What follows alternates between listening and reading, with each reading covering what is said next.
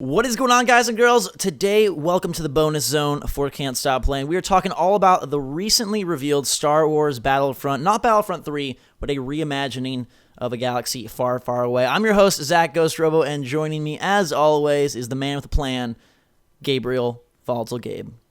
I refuse to talk unless you acknowledge me as Darth Vader. No. What was it? Gabe Vader? No, Darth Gabe. There you go, Darth Gabe. And joining us, as always, is the Alzheimer's-laden Darth Gabe. Can't remember his own name, but definitely remembers how to bring the pain. Yeah, there we go. Now I can fully say hello. Hi. And from the other side of Endor, we have Ewok Max.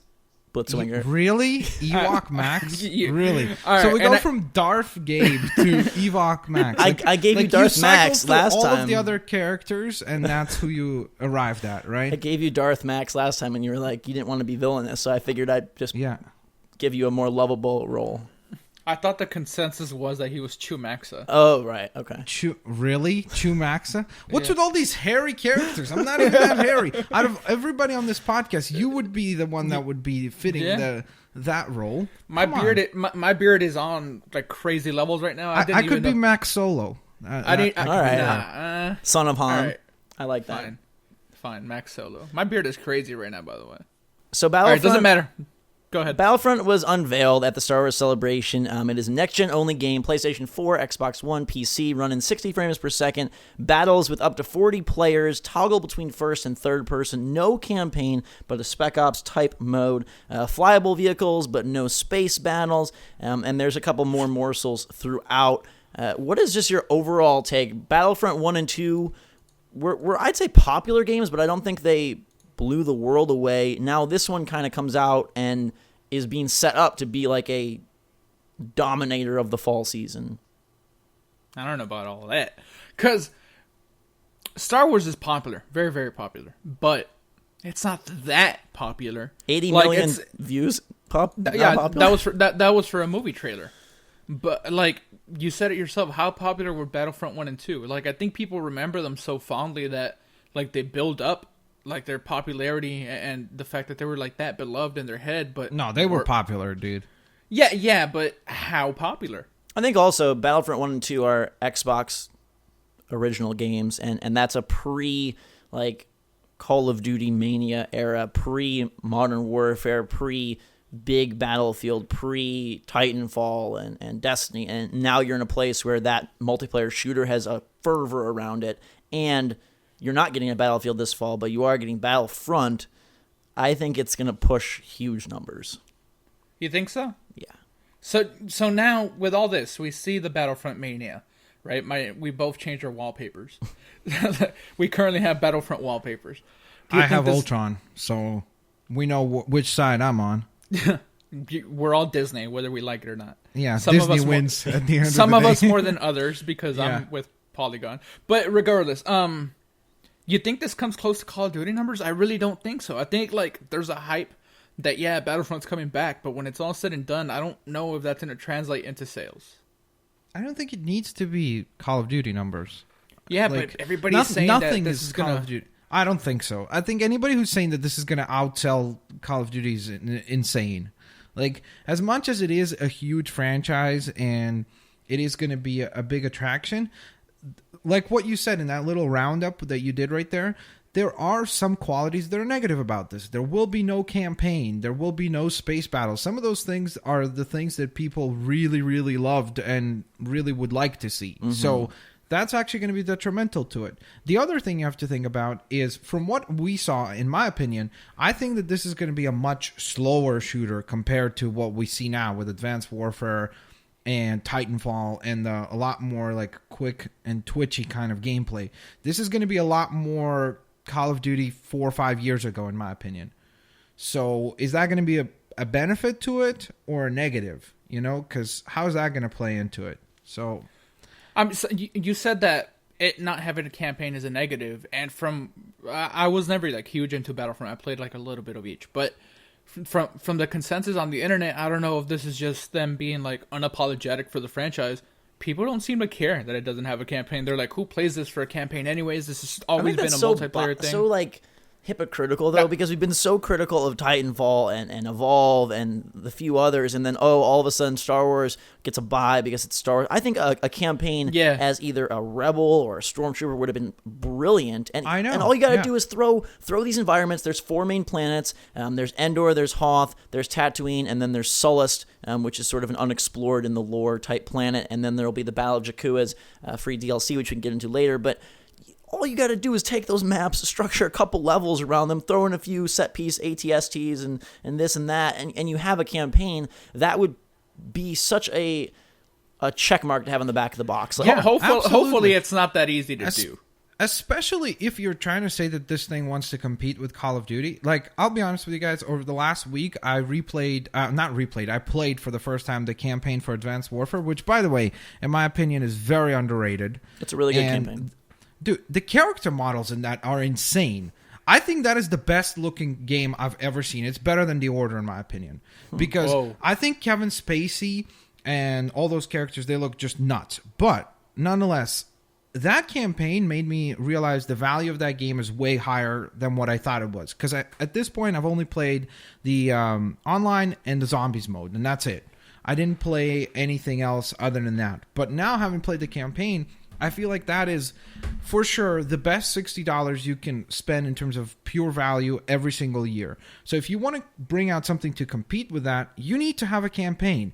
And especially considering now they said all of the extra universe is eliminated, you can go ahead and start fresh and tell the story of like maybe one rebel or like a specific stormtrooper or whatever it is. Or maybe tell like a short 4 or 5 hour campaign for each of them from different perspectives. And that's it. And you have the opportunity to do a lot of really cool cinematics and a lot of really cool stuff because you have space to play with. So I think it is an absolute miss. And the other thing that is a miss, and I know this for a fact because one of my friends is a huge fan of the Battlefront games, and he said that he is absolutely not excited for the game without space battles. So that's another negative. I think space battles is, if you want to be competitive, I think that's really hard to bring in. Are they? I mean, in general, other games do them. Like what game? What game does transitional space to ground? Oh, no, fights? Not transitional. I didn't say transitional, but there's games that do space. I mean, they do say, like, they're very coy with their language. They say you'll be able to fly above the battlefield in X-wings, TIE fighters, blah blah blah blah. Yeah, see, and that's what I don't understand. Like, there's vehicular combat, so it's like Halo, then, like ghosts, kind of above the ground. Yeah, there's probably going to be like one or two vehicles on the map. Yeah, I mean, think choppers in Battlefield. Like, yeah. I mean, that's what I would think it is, but I don't. It's slightly awkward because, like, X-wings and TIE fighters, you picture them going like across the sky, and now what? They're in like hover mode, like bombing runs, or like what are they even gonna do? Oh, come on, let's be honest. Considering the way that most people fly in Battlefield and everything, it'll be like this. It'll be like as if everybody got like super drunk and then decided to go flying. All right, so we'll get into the details. I mean, even though we've been doing it, just all right. So overall takeaway from the announcement, just the day that. Did you come away more excited for Battlefront or less excited for Battlefront than you were originally, Max? Well, for me personally, I guess I'm more excited. I wasn't that excited as it is because I wasn't a huge fan of the initial Battlefront, so this definitely got me excited for it. But I'm one of those people that usually, like 9 times out of 10, I would say, I need a single player because I like to have a narrative kind of driven experience first and then go into online, kind of like explore that world and then dive into the online to interact within it. So for me, that's a huge disappointment, the fact that there is no campaign. Now, there is something they're calling like Spec Ops or co-op mission, so maybe that will be what I'm looking for, so to speak.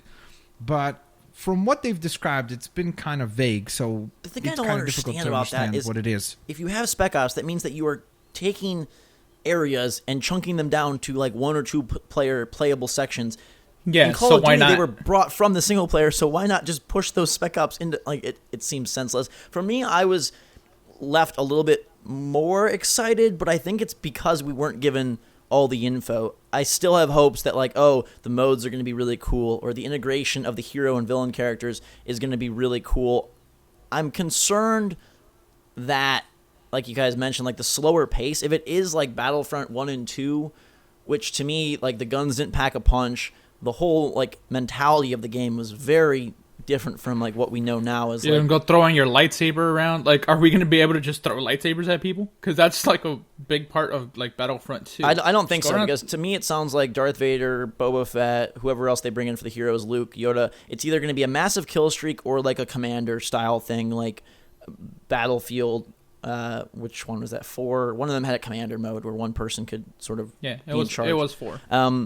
I hope it's a kill streak. I hope it's a kill streak. Because if it's a commander mode, that would be a huge disappointment. Because if you don't have to interact with these characters through single player, because there is none, and then additionally to that, like you're gonna lock it behind one person specifically having that role, I think that's, I don't know. I think that would be kind of cheap. Like we want to be able to at least potentially play as that character, right?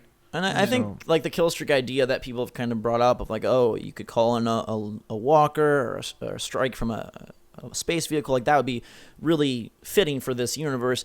It is interesting how little they showed and how much hype they garnered. Like the Star Wars Force Awakens trailer, you get to see the villain, right? You get to see some of the areas. You get to see the old cast in parts. You get to see like a crash Star Destroyer. This really was like, we're a shooter. We've got vehicles. We got multiple game modes. And we've got favorite heroes and villains. Like, enjoy the game. And no gameplay in their gameplay trailer. No, nothing. I mean, yeah, it's first and third person, which again, how do you guys feel about that? Like, to me, that right off says like they're not going to be competitive in the same way like Call of Duty or Battlefield have strived to be.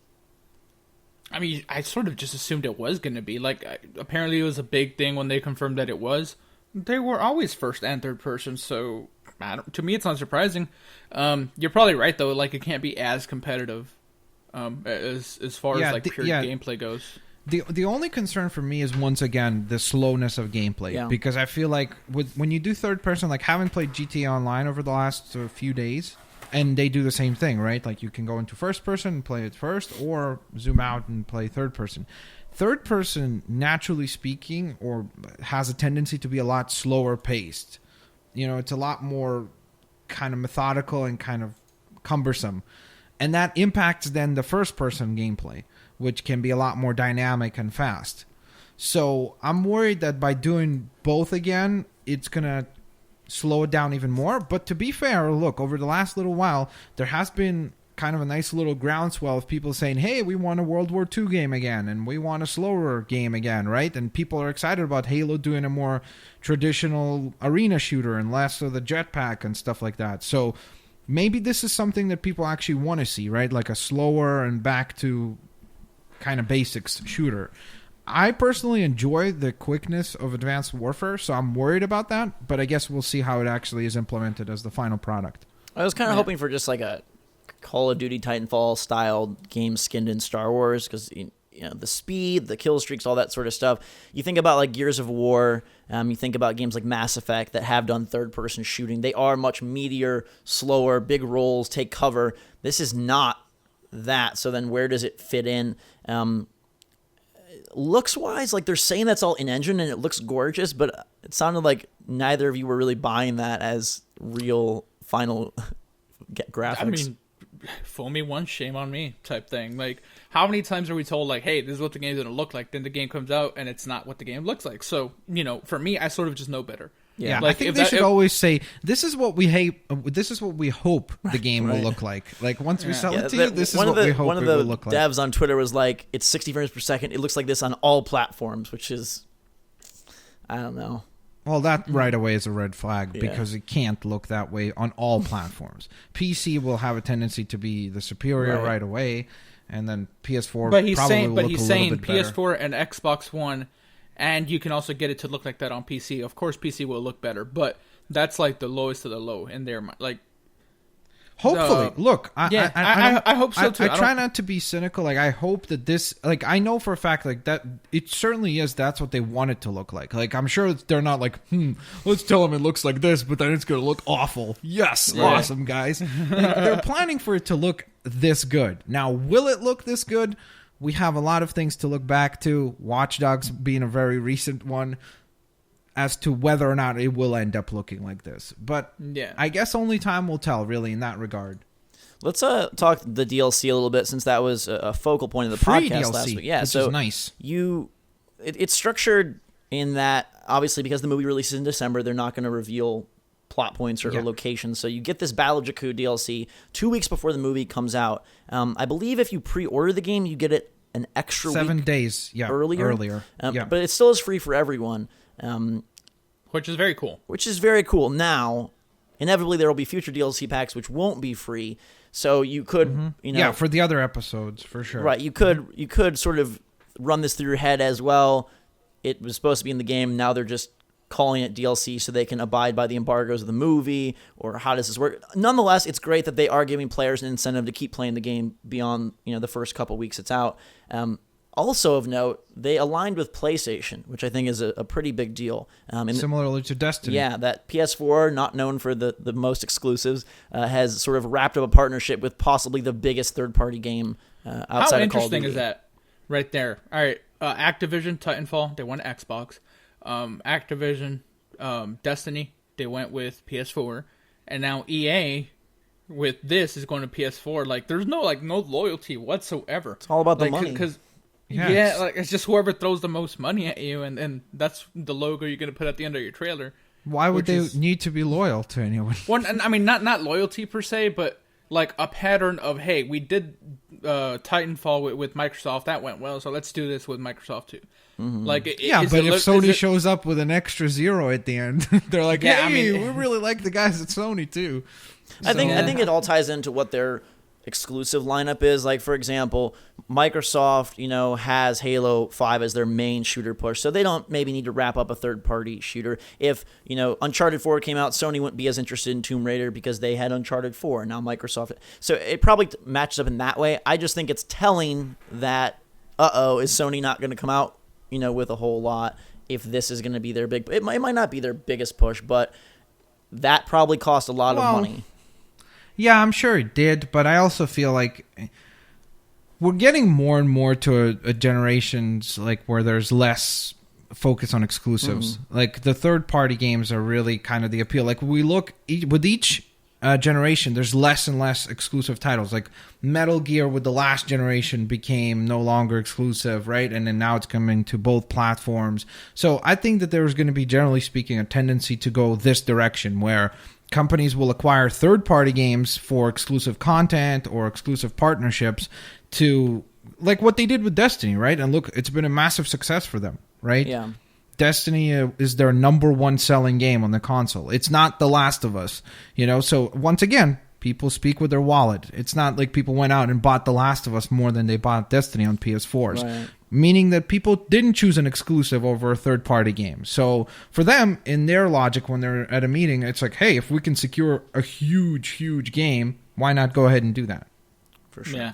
And, I mean, also, the game has split screen, which is weird in 2015. Local you don't only. see that. Not online, local only. Which is a bit disappointing. That it would. I mean, it's something. Like, most games these days don't even do split screen. So, I mean, I was pleasantly surprised by that. Not that I would even play it, but does it come across to you as a bit of a thin package for a big masterpiece? Like right now, yes. We don't know what else is in it. Yeah, if this is like what you said, it felt like a bit of a flat announcement, but it still garnered a lot of hype. That's what I'm worried about, is that this is the announcement. Like, there's nothing else in terms of fundamentally really important stuff or things that gives you I think it is I think value. They'll reveal more modes. They said there's 8-player modes up to 40-player modes. I'm hoping for E3 they do something like another big thing. Like, maybe those co-op missions are basically a single player but played maybe you take the role of a rebel and then you're the role of a stormtrooper, and you know what I mean? Maybe it's something like, I don't know exactly, but I'm hoping that maybe with those co-op missions, they kind of say, hey, look, there is a narrative to it. It's just done through a co-op style, which would be kind of interesting. So, I don't know. Maybe that is what we are still looking for. But right now, it definitely feels a little bit light. And it's kind of interesting because, they've had quite a bit of time to work on this game, didn't they? Mm-hmm. Well, so it's a little weird as to why. Do you think, like, if you were developing this game, to me, like, the instant thought would be, okay, let's make it like Call of Duty or Battlefield, fast-paced, go after that audience. Do you think by kind of going in what we think the other direction of, like, a little bit slower pace, are they trying to appeal to a wider market besides the Call of Duty player, like the Star Wars fan? Well, Call of Duty is the biggest market. Yeah, Call of Duty. But I guess, like, then why would I you think. not target that demographic again, or that market? Because, like I said, I think that maybe there's a trend right now for people saying, like, hey, we want what we had a few years back, you know? Like, we have heard people say, hey, Call of Duty should do another World War II game, you know? But that's still, like, if we quick. go 5 years back, no, if you remember, well... I'm not talking about, like, guess it would be dashing, but quicker. Battlefront plays it really will slow. play slow. Yeah. So that's the concern. I don't know. I guess we'll see how it's actually finally implemented. I mean, there's a lot of hurdles for them to jump from a gameplay standpoint in terms of, hey, it played really fun a decade ago, right? But will it play fun now? You know, I mean, and will it DICE be knows how to genuinely make fun, shooters. or will it be nostalgia? Do fun? they? So we'll see. They know how to make shooters. Do they? At one point, they were one of the best. You know, Battlefield, Bad Company 2, and Battlefield 2. People loved that. You know, those things, and I think those would even still work now. So it's not like they don't know how to make a good game. You can say what you want about Battlefield not being as great these days with like Hardline and Battlefield 4, like pretty much pooping the bed, but There's somewhere still, in that team they know what they're doing. I think one of the most and critical things for this game. Go ahead. Sorry. I was gonna say the destructibility should be very, very cool. You know, Yeah. tearing down trees. I'm assuming you can do all that. I don't know. And Their engine lends itself to it. I think one of the most critical things for this game is going to be the unlock system. If there is a healthy slew of like different armors and guns, and maybe the heroes are really cool, and so at level 1 you can only be Boba Fett, but then level 10 Vader, and level 20 Palpatine, and level 30 what's the villain in this, the new guy, episode 7 villain, Max Solo. whatever Max Solo, whatever, Kylo Ren I think is his name. Yeah. Like you could be him. If there's something like that to keep people playing, because Battlefront 1 and 2 were pretty, I feel like they were pretty sterile in terms of that sort of stuff. And Titanfall kind of, people said, well, if they had this, it would have been okay that it was multiplayer only. Lining them up, if you're saying that, oh, these co-op missions end up being, you know, just average, you're looking at similar packages. So I feel like that unlock stuff and the progression is going to be critical. They said that there will be more than... there was a rumor that there's only 2 maps per planet, so 8 maps. They confirmed there will be more than 8 maps at launch, and they confirmed that there is unlocks and progression-based stuff. So yeah, I hope there's like customization to that too. Yeah, like on top of that, you know, with that, to go along with that, there's an element of customizing your character and stuff like that. So that, again, that's what you want from a all online experience. If that's what you chose to do with this thing, it has to be a really comprehensive package, because like what you said, if we are all like, oh, but that's okay because it's Star Wars, right? That's hypocritical. It's not fair that we are able to look at a game like Evolve or something and say, oh, that's not fair. There's not enough content there. But then when it's Star Wars, it's like, because it looks good and it's Star Wars themed, we're all okay with it. I think it's the same kind of element. They got a lot of material. If you're going to go all online, you need to do a comprehensive package. Like, you need to take...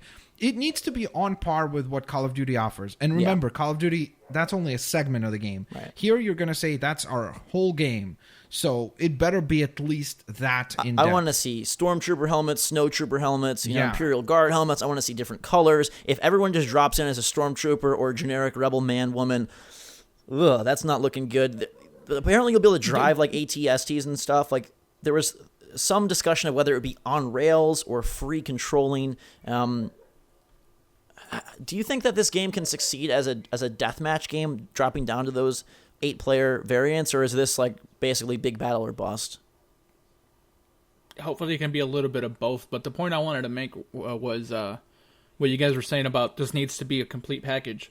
EA put out Titanfall, right? True. And the biggest concern or criticism of that was that it lacked content in every way. Not enough maps, not enough guns, not enough variations of game modes.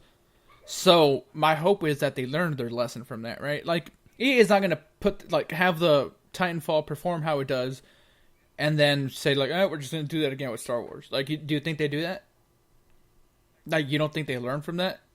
You would hope they did. That's the hope, obviously, is that they did learn from it and they understand that if you're going to do an all online experience, it needs to be more than just the bare necessities. Because again, the other problem is like always the amount of players, the user base is going to dictate your experience of this game. If you drop in and you're never in a 40-player battle because it just doesn't matchmake very well or there's not enough people playing the game on that map or whatever, that's a problem because then you never experience the game at its full scale, right? If their intention is to recreate these huge, epic Star Wars-like battles, then it needs to have enough depth to where you are going to be able to drop into a match with 40 players or, let's say, 20 players plus consistently. Because if you go into a game mode and it's always 8 players and it's slow and cumbersome and it takes a long time to get through a match, that's going to be a very tough sell. And there is no single player or like something else to kind of save you from that. So I think it's going to be very, very important for them to pack this thing with enough content and enough of a scaling, like what you said, kind of like an unlock system, so that people will stick with it long enough to where you can get a good user base of people that are consistently playing the thing. Let's be very clear. This is one split screen away from being an online only game. Like that local split screen co-op is what saves this from being online only. And so they better go to work on those servers. You cannot have a Battlefield 4 launch or any of those issues. I assume they've learned from it. They will. Looking on more of the like Star Wars side of things, what do you think about the choice to sort of not include episodes 1, 2, and 3? And focus on like the original trilogy as the focus of this game. Yeah, they're doing their best to keep away from those things as much as possible. It seems like plus I think they know like Star Wars is known for like nickel and diming practically every process, so they know. Look, like let's be realistic. Like we talked about DLC, if they pack these 3 episodes very well, and then you get the free map from episode 7 and such, or like the new Star Wars, then it would be really cool for them to obviously go ahead and then say, let's say in February, hey, we're doing episode 1, right, and then we're going to do episode 2 in wherever, June. Sith DLC, yeah. And so it's like for them, it's a built-in DLC system right away, right? And then after that, they could do stuff like maybe Clone Wars and then do some other things that I would have been so much more right? excited if this did have like episode 7 centric stuff, because even that Battle of Jakku is like a pre-episode 7. Yeah, they said thing. that you're not going to see anything, which is from sort of like the actual. Which, by the way, then makes me think like, why is it then like DLC? Why is it just not right away included? Because if you're not going to spoil anything, and you can get it 3 weeks earlier than what the movie comes out, basically, why not just include it right away? I think it is weird. A lure to keep people playing and to revitalize that market. Yeah. And I'm sure they will do DLC. Oh, now you can be the Gungans or now whatever. But I just if they had like those Jar Jar, that would be awesome. He's the hero you call in. He just makes everyone cry. If they had like those new Chrome Troopers or stuff like that in this game, I feel like I hope they do. I really think they do. Already in there, or as like future next. And year if not, DLC? they'll sell it to you at some point. Yeah, they'll have to either sell it to you or because like. Look, if we've seen it, like, I don't get the whole idea. If we've seen it in the trailer, why not let me, like, let's say in level 40 or something, right? Like, if they have a prestige system, once I prestige, I unlock that helmet. I just don't get why, if you're trying to push this new trilogy, why would you not want a game that would emphasize all of that?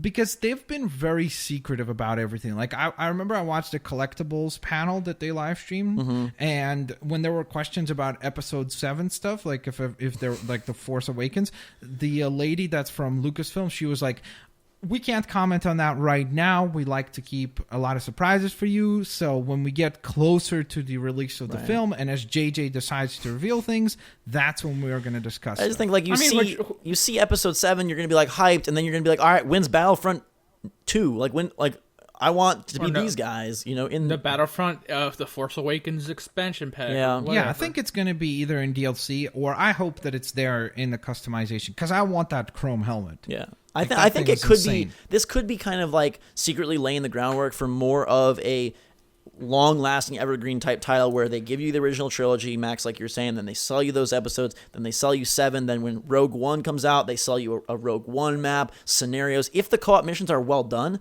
imagine what they could do there. All of a sudden you have a mission, chasing down Kylo Ren, or a mission, chasing down, whatever, the Death Star plans like in Rogue One. There is a very fertile bed to do like years and years worth of expansive content if the base game and those co-op things are, up to snuff. Yeah. Which, we'll see. In fact, that sounds like a pretty awesome idea. Like almost doing like what Mortal Kombat X does with like the timeline. They could do that as well. Like kind of like have specific timelines for characters, right? Like, hey, here's certain scenes that you get to recreate from episode 4, and then from episode 5, and then from episode 6, and then here's this new DLC, and then we're going to tackle the original trilogy. The first 3. And then after that, The Force Awakens. And then as they continue, they could do that. But I think that if this is a big success, which it should be, financially speaking at least, then I think that they're much more likely to have another annual title. Especially if it gets to a point where like they could position this as an alternative to Call of Duty. That would be a really good thing for them. So then the problem becomes next year, I doubt they would release Battlefield 5 and another, Battlefront 2. Gabe, do you know who is working on more of the solo Star Wars stuff? Is that EA as well? Do they have the exclusive? It's Visceral. Yeah, they have. Okay, so I wonder if that also contributes, like, hey, Visceral is making a single-player Star Wars game, so we want to keep these kind of like, separate. Here's your so they don't mix or feel same-ish. Yeah, but the problem might... Yeah, sorry, go ahead, Gabe. Oh, okay. I was just going to say they're working on at least 2 other Star Wars games that they have mentioned. So, yeah, but the problem is like you don't want to get to a point where it feels like, hey, this should be one package. Like that's the issue you want to avoid. I hope that what Visceral is doing is like their own thing. You know what I mean? In terms of just being single player, but not based on existing characters. Like you can interact with existing characters, kind of like what Telltale does with The Walking Dead, where you see some characters from the TV show and the comics sometimes, but it's still original characters in this world. So that's what I'm hoping they do. Whereas Battlefront, I would hope to be based on the films and let me recreate iconic scenes from the films and such. So I think that's a good way to differentiate them, right? Like these guys are doing their own original characters in this world, but then Battlefront is focused on the world that we know and recreating and playing within it. Yeah, for sure. Yeah, a lot of cool Star Wars games gonna be released. I think. I think this is gonna be the golden age of Star Wars games because I like what Visceral does a lot, and they've done Dead Space, so they know how to do stuff in space. Give us that game. What was it called? 1515? Is that what that was? Star Wars 13. Yeah, that. Like, give us something. I mean, I know that game's dead, and we're never getting that. But give us something like that where it's a single player experience and very cool levels, things like that. That'd be great. But please don't sell us gun parts. Please. Let's not do Dead Space 3. Please, pretty please. And please don't do Dead Space 1 and like something on that quality, and it's going to be awesome. Because that's like one of my favorite games. It's so much fun. I hope that Visceral with Hardline, that was just a hiccup, and they can... I feel like Hardline would have been a better game if it didn't have Battlefield on it. Like it sold well. I know it sold really well. I just feel like if they weren't hams, I don't know. But either way, so final like wrap up thoughts. Battlefront, based on what you know, are you looking for this to be like a factor in your Game of the Year list? Is it something that you're kind of writing off? Like where for you personally do you stand? Who, me or Max? Gabe, you go first. Darth Gabe, okay. Lead the charge. Okay, I'm evil. I don't think this comes anywhere near my Game of the Year list just because it's multiplayer only. It could be fantastic. Who knows? If it's everything I wanted out of Titanfall, as far as content goes, there's a lot of stuff and I'm sticking with it for a long time.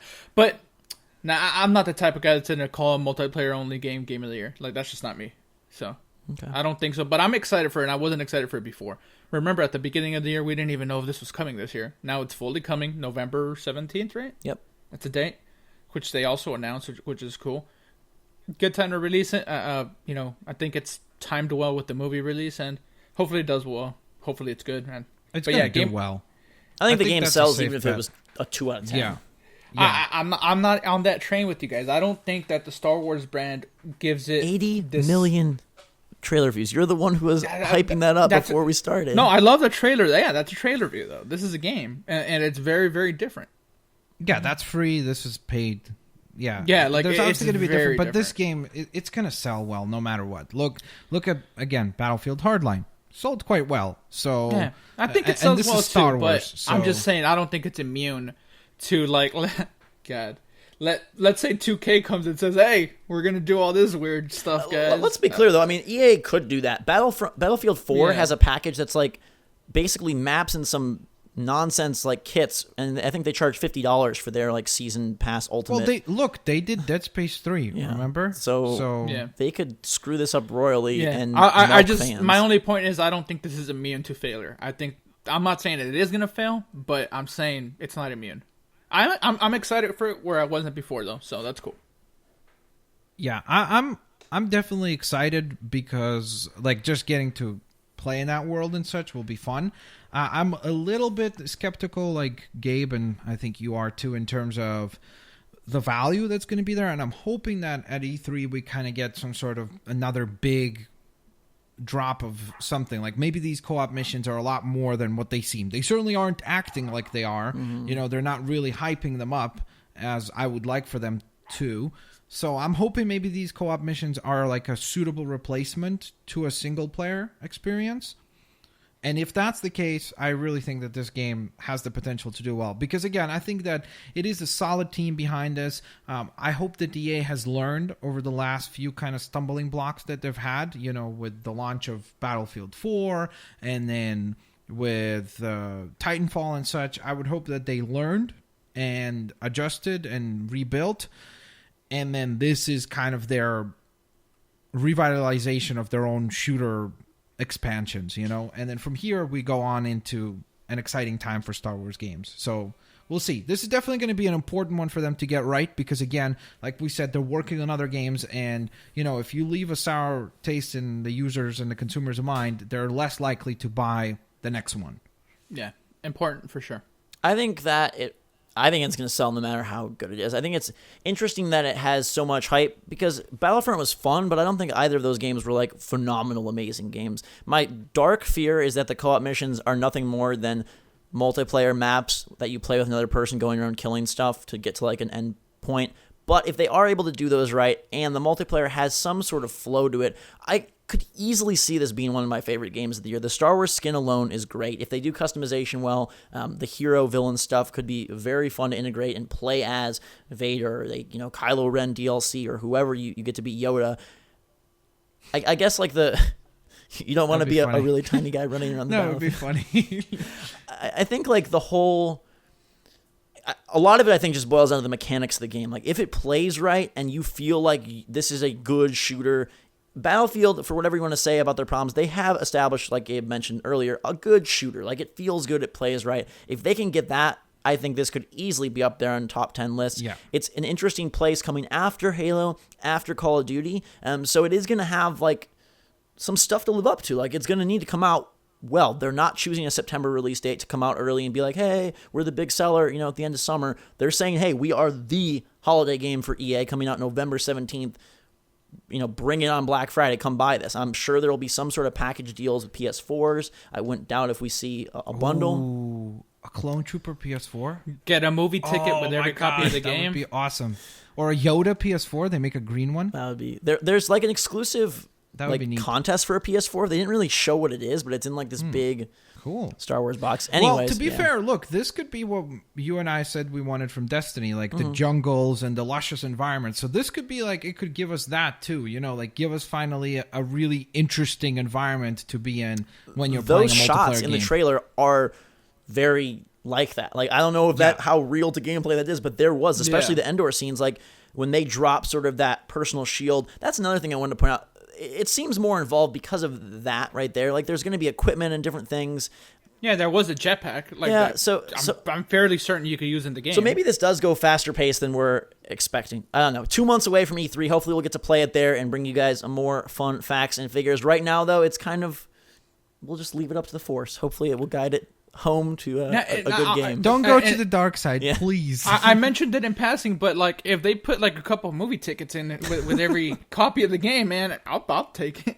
Like, because they used to do that a lot back in the day. Like for like They still Spider-Man do it 2. They still do it for like DVDs and stuff. You can buy like a re-release of like, let's say Jurassic Park, right? Like they're doing the Jurassic Park. If you buy the Blu-ray, you get an $8 brochure for movie tickets. So Yeah, like something like that. I'd totally fall for that. I know a lot of people would too. So yeah. That does it Give for it to our us. Star Wars celebration. Thank you guys and girls for listening or watching. If you're on iTunes, make sure to leave us a review if you'd be so kind. On YouTube, let us know your thoughts on Star Wars Battlefront as well. Make sure to follow Max on Twitter, twitter.com/blitzwinger. Make sure to follow Darth the Gabe on Twitter, twitter.com/volatilgabe. You can send him fan art of him dressed in a very awesome evil suit. I'm at twitter.com/ghostrobo. Until next time, guys, girls, thanks again. And we'll see you all later.